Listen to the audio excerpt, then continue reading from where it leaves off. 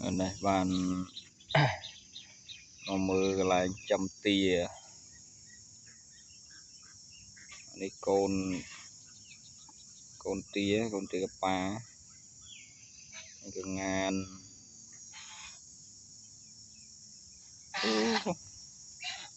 lịch ó liền lịch ó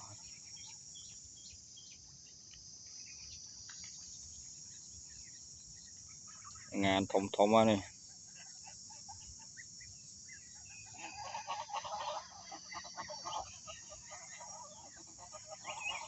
miền cài biết đâu bông phố này cài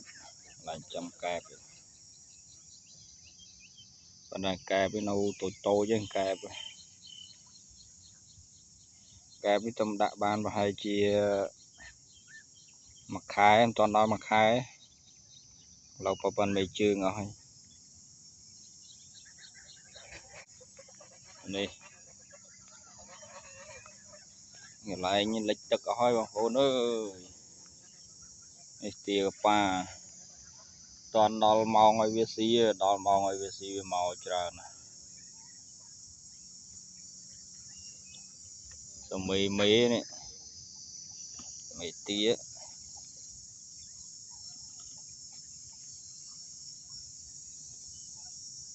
này nó việt xí snow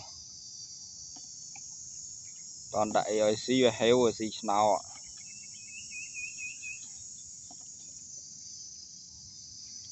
khăn ông đi bên miền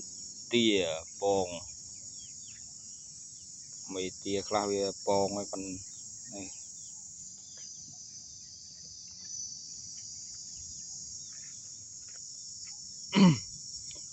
mấy tia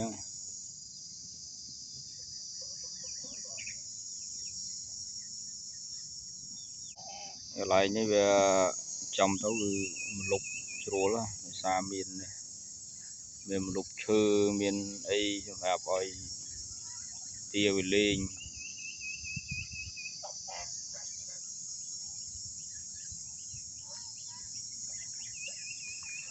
ba video nàyคือ